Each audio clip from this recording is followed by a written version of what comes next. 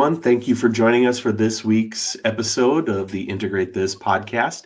If you recall, last week we had a couple of classroom teachers, Adam Engel and Sydney Rydberg Engel, the husband and wife duo of teachers. One is a social studies teacher at Rush City High School, and the other one an art teacher in North Branch. And we were fortunate enough to have them on our show because we had made a connection with them a couple of years ago and kept in touch and had them come on and share some of their technology integration experience with their students that they work with in their classes. And they offered some great insights. And what David and I decided was to kind of take a little bit of what they talked about near the end of the interview, which was all about striking a balance, right, between the appropriate times to infuse technology to its greatest extents, to enhance the learning of students, to assist the teachers with how they're delivering their content. But that needs to kind of find its way into when is the right time not to use technology. When are there, the tried and true traditional methods of teaching that can be just as impactful and just as valuable to students as when you integrate to the fullest extent. And it was really interesting as David and I started to work on some different lessons that we're going to share about how we might do that in certain areas, that I came across in an email, a newsletter that was from the founders of Eduaide, which is an AI program developed by Thomas Thompson and Thomas Hummel. And David and I were actually fortunate enough to hear Thomas Thompson speak at the TIE convention, which is now going to be Compass, right, in South Dakota last spring.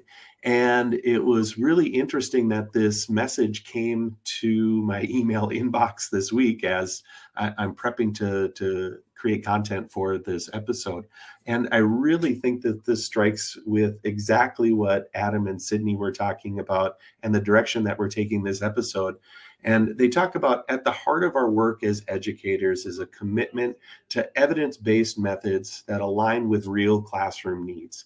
It's not about asking what technology can do, but instead of focusing on those goals, those proven strategies that are going to help students achieve their learning. And so, whether it's effective teaching strategies that don't involve a lot of technology, things like, as they mentioned in their letter here, worked examples, analogies, even retrieval practice can be essential things in helping students not just learn, but retain the content. But there's also great times where technology can be that accelerator, can be that accommodator even to help students when they have such needs.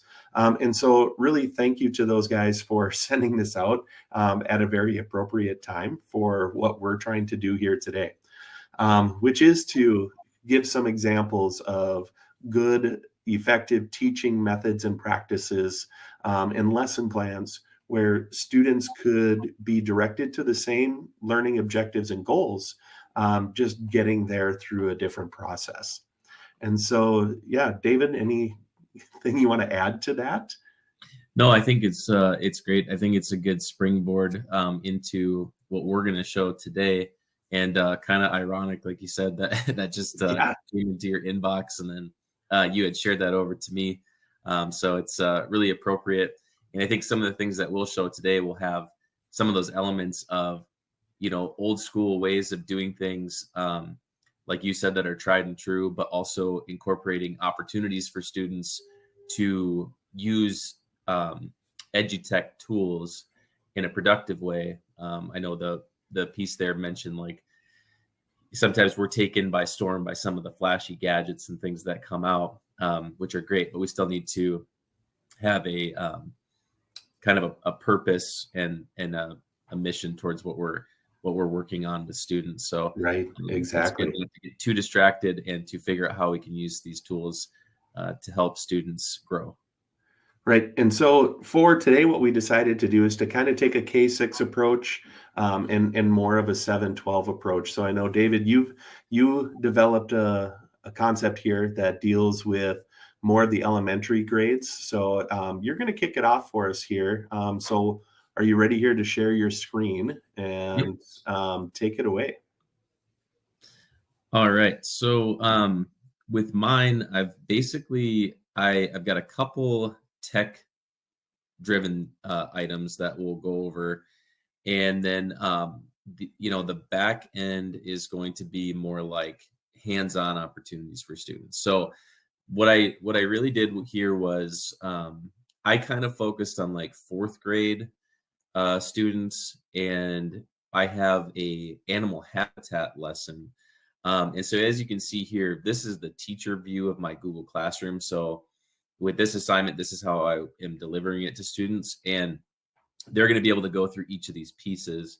The first one is a habitat lesson. So this would actually be guided by me as the teacher, right? And I did grab from Canva, and if you're not aware of this, Canva has some really great resources that you can search out that other people have made, so you can use those to your advantage. It's kind of like Teachers Pay Teachers, where you can grab these really great things that others have made and kind of make them their own. But I do have to give credit here to Self Creatives who put this together. So you could always go and check out this PowerPoint, this Canva slideshow, I should say, if you're interested. But this covers exploring different habitats for animals. So if you're just kind of going through, as what you would do with the student is basically, we need to start by, right, we're going to explain habitat. What does that mean? We're going to get into the types of habitats with students. So you've got a variety of things here that show, and this is actually going to be a connection into the resource that I'm going to give the students, which I'll show next. But so here we're just kind of introducing them to the concept of habitats and what types there are. Then it dives into each one individually to give them a little bit more context of what that means. What type of animals might you find in these different areas, but it introduces them to the different habitats, because the end goal, what we're going to actually have the students do, is going to be able be creating a animal diorama around a habitat that they choose. So this is a part where, as the teacher, you're taking them through and you're explaining these things to them, taking questions, having maybe some probing questions. This by no means is like a fully realized lesson necessarily. You could make this your own and have it fit to your students, but this at least gives us a picture of what we're aiming towards with this habitat lesson.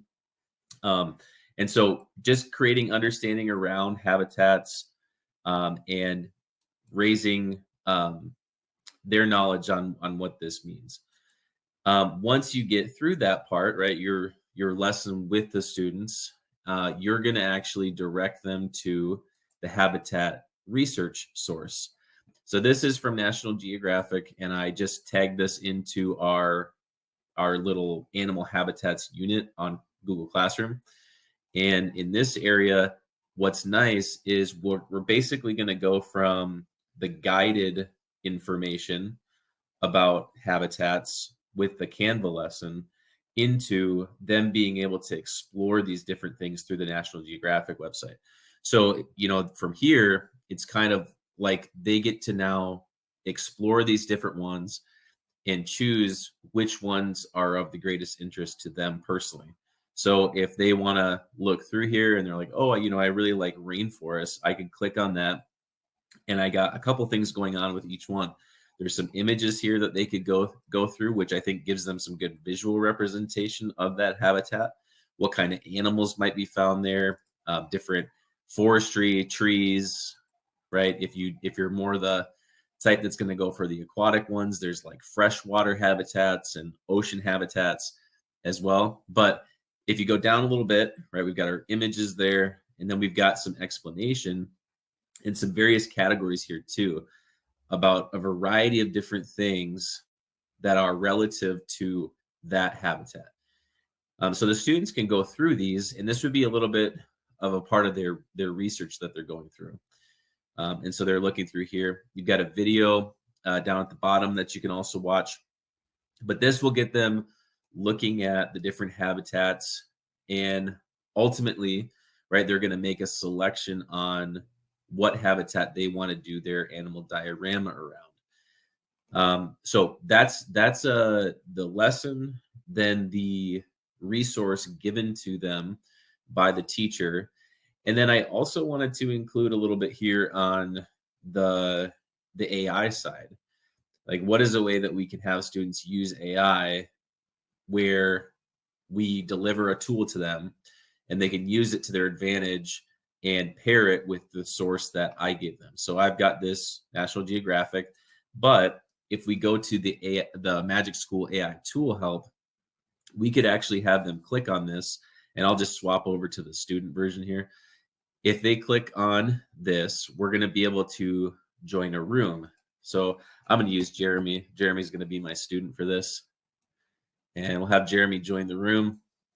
And then as we've shown you in other our Magic School AI videos, they're going to be able to join these rooms with just their name and then be able to utilize these tools.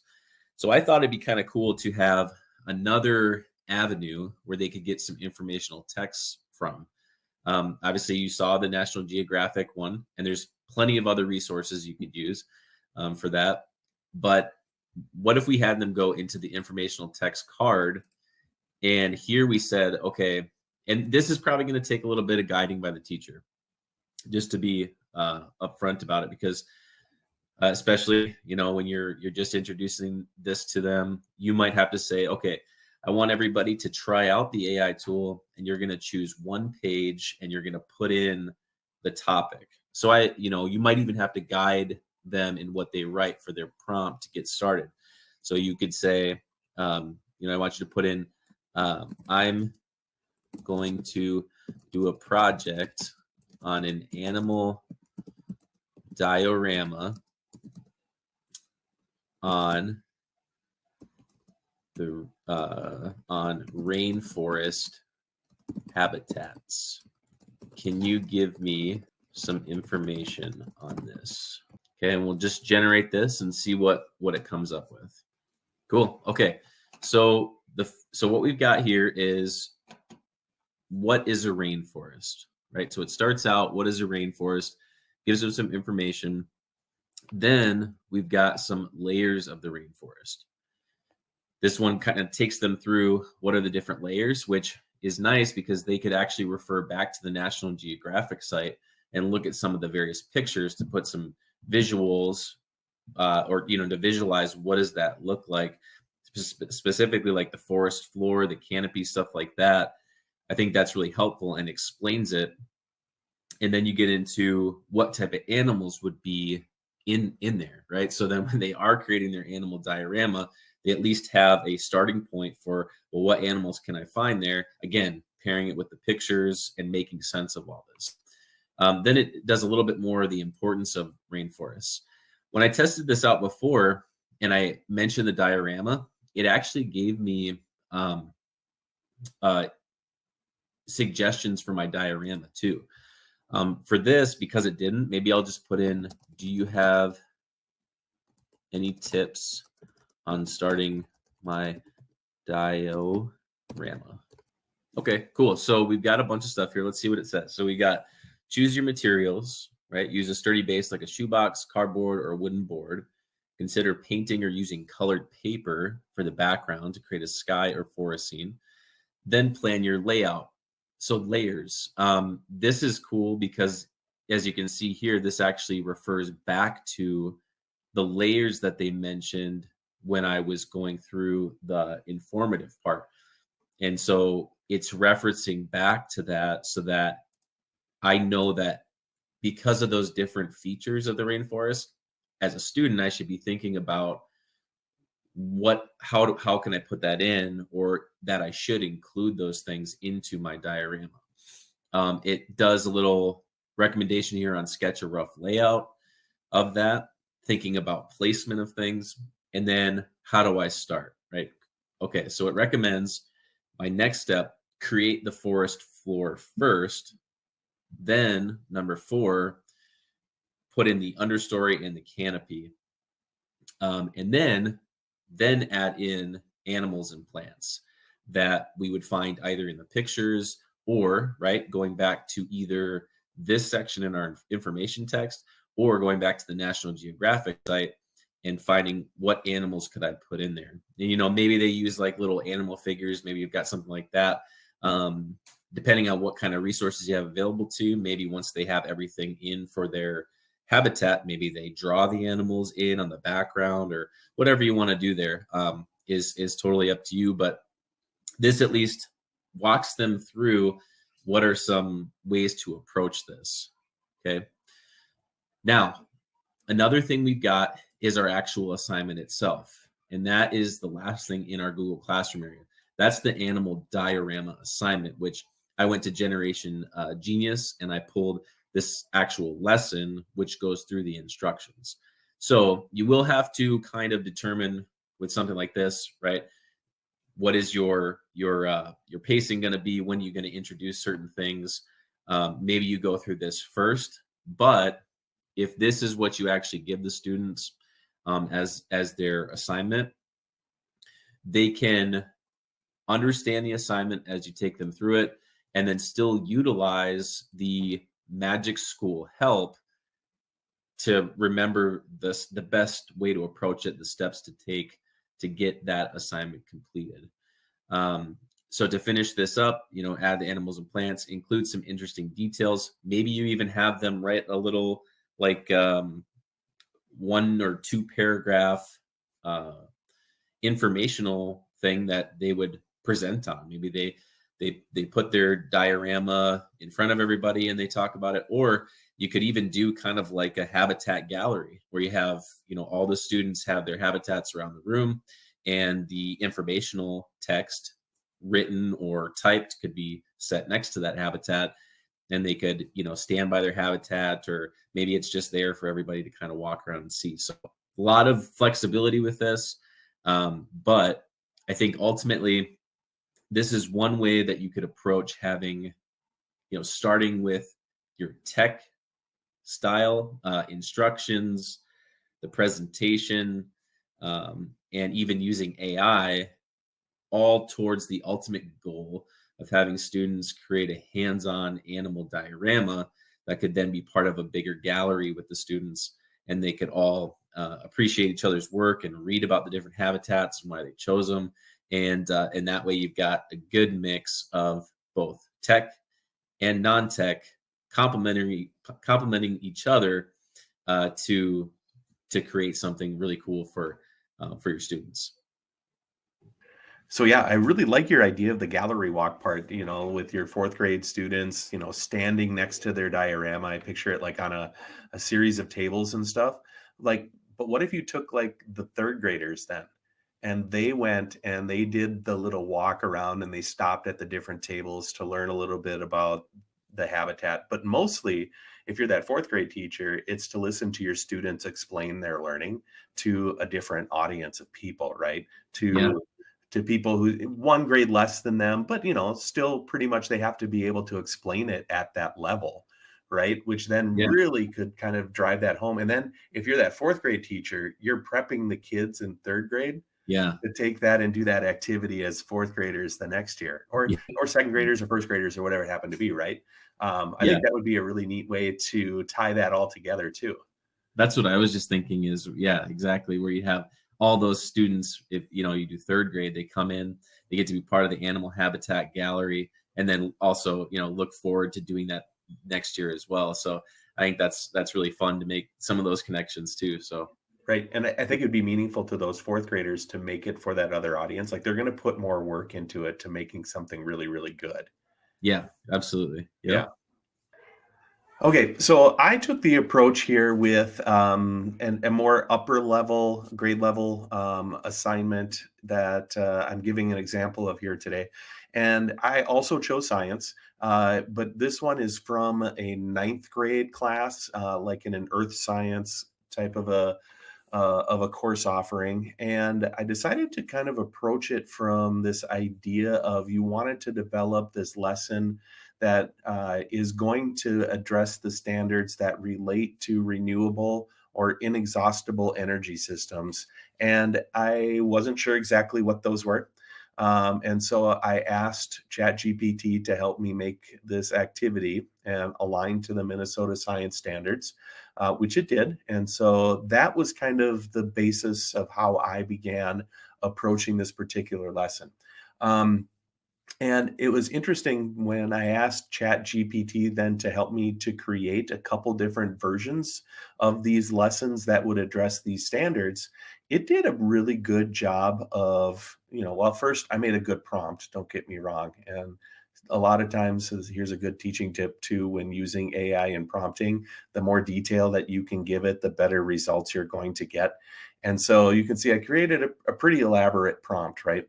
And then I had it create two different lessons that would meet and address those standards. The first one was a tech-infused lesson. And so you're going to see that this one here, and I'm going to show my example of it here, I adapted slightly because, when you create something here, you still have to go and check out the different parts of what it creates to make sure that it exists. And when I went to include these short interactive simulation activities that it says I should grab, I went to this PhET Interactive Simulations and HHM Bio Interactives, and they exist, both sites, and they both look like really cool places if you're looking for some sort of a little simulation about how something works. But they didn't have the simulations for the areas that I was actually looking for. And so it would not have worked pretty well for me to share this as an assignment. So what I did instead is I went and did my own searching and found a CK12 source, which I'll show, that does a great job of simulating how if you change different factors of a wind turbine, it's going to affect its efficiency and its ability to generate energy. And so we'll demonstrate that here as the source instead. So it took this one from being kind of general about different types of energy systems into a tech-infused lesson that's going to be more about wind energy. Still very good and still very appropriate for Minnesota, especially if you are living in those areas of more southern Minnesota, southwestern Minnesota, where you see giant wind farms pop up all over the place, and then extends out into North and South Dakota as well. Then I had ChatGPT also help me with developing a low or a no tech version, which, it was really hard to say, I just want a no tech version, because what do you define technology as, right? If you're showing kids an image on a screen, is that using technology, even though that's not in their hands, right? So in that sense, what we have then is going to be the low tech version of an activity that will also address those same standards.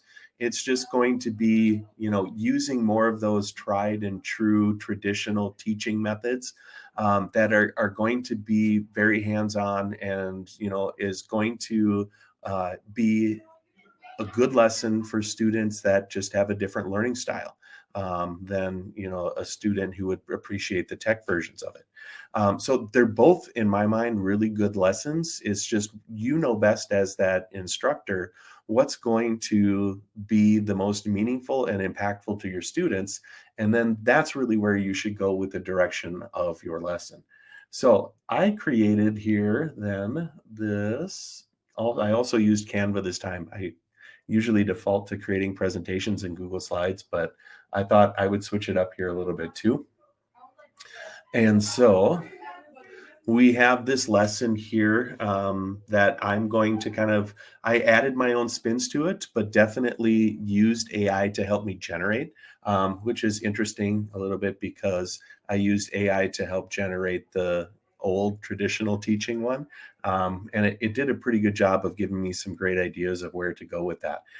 So the first thing here that I have also in the presentation are the standards that it's going to address.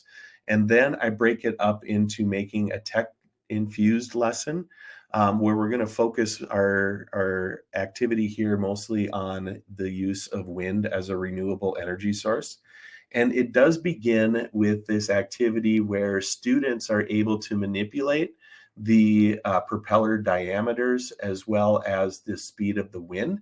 And it's going to create some data charts as you do that, which show the differences in the wind speed and the propeller diameter and the resulting amounts of energy that get produced, whether or not you have a wind or don't have a wind.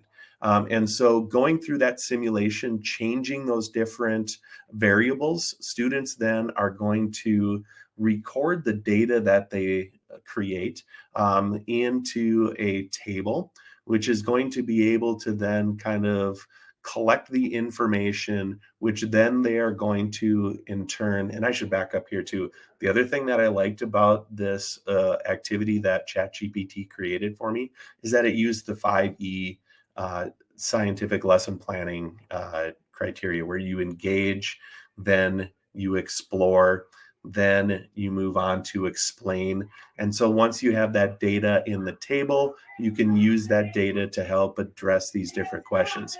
So this would be you knowing your students here. I develop these kind of guided questions to help them address. You could have students, if you thought that they were of a little bit stronger academic ability in the sciences and they wanted to explain their own data in their own way using their results, you could definitely do that too. But I included those guiding questions as a way to kind of prompt kids in the direction I wanted them to go. Then you can take that explanation and elaborate on it, take it from being what individual kids were working on to now like, hey, let's share our information, and did we come to the same results and conclusions, and where might putting some of these things in our state be best and why. So it takes it, it expands it, and then you can evaluate it at the end. Since this is the tech-infused one, having your student not just turn in a piece of paper, but submit their data chart digitally, as well as their analyses to the different questions and maybe a reflection on the class discussion directly into their LMS, which I think would be a great way. I think students would definitely get the concepts that the standard is trying to address in that very tech-infused lesson. The other thing that I decided to try, and again, I had ChatGPT kind of help me develop this more low-tech activity here, is to have students investigate different types of energy, renewable energy sources that could potentially be used in Minnesota. And so, here again, you're going to begin by engaging the students and showing them these objects. If you had physical versions of the objects, you could definitely show them the physical examples. I bet most teachers are going to be able to find a calculator that's solar powered somewhere, right? I have one of these hand crank flashlights at home, and kind of that emergency storm kit, right? If you bring that in, that could be an item you use to generate. I don't know if you're going to have a model of a water wheel inside of your classroom. So even though it's tech to show an image, I think students would get the ideas behind them if you showed them the image, if you didn't have your hands on those physical documents, or not physical documents, hands on those physical items. Then we're going to go on to that explore area where students are going to go through 3 different stations and rotate through them. And at each station, there is a hands-on like little mini lab, little mini experiment to try based upon the different types of energy systems that they're looking at. And the first one here is going to use solar energy, which was really interesting because I had ChatGPT give me the ideas for these stations, and it did a great job with them. And then because, I don't know if anybody's explored DeepSeek as a new large language model, the new one that's out there. And that's a whole other debatable topic that I don't really want to go into, but I was playing around and experimenting with it. What's that? I'm afraid to. Yeah, a little bit. But I had to see what it's going to do because people were asking me about it. So, and that's one of the things with the job that we have. We kind of have to be able to answer some questions of people once in a while. But anyway, that's a different story. What I was really trying to do, what I thought was interesting here is that both DeepSeek and ChatGPT gave me very similar labs, mini labs to try for the solar powered one. And it was white paper and black paper, and measuring the temps on those with the heat lamp over the top of them over time. And so weird that, or maybe not weird, that they both came up with the same example. So students would be given an amount of time, probably about 10 minutes at each station, to work through these different ones. Then you have one to simulate more of wind energy, which you could use that hand crank generator that we showed at the beginning, if you actually have the physical ones of those, which are probably pretty easy to get your hands on. And what you're trying to do is to get it to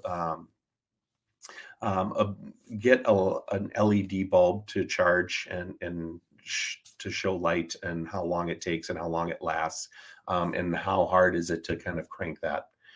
Then the water wheel one was kind of the fun one, where you kind of use spoons, and or bottle caps, and you use a pitcher of water, and you pour it over the top of a wheel that you make using cardboard and some other things. There was a picture of it that I had in one of the earlier slides. But anyway, students work on this, and through all of these different stations that they go through, they're collecting their data in, again, another chart.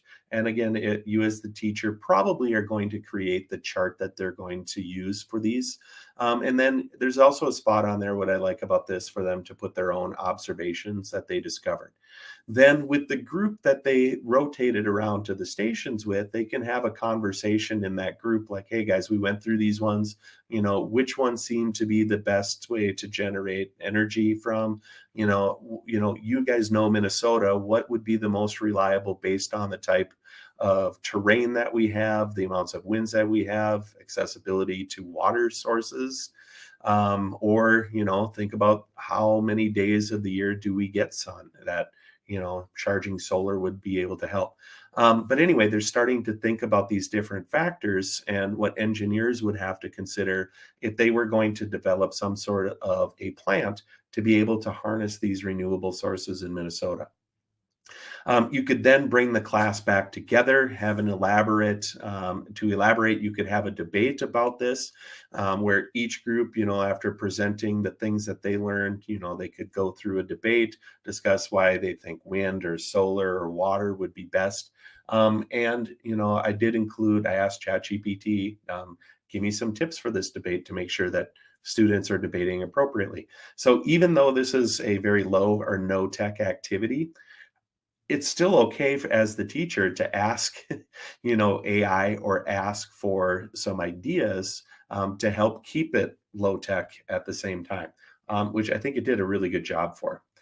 And then this lesson also ends with an exit ticket, but this time, students are going to turn in their results and their reflections on paper to the teacher as they leave. So I think, overall, I think both of these lessons could do a great job delivering the content aligned to the standards that we tried to base it on.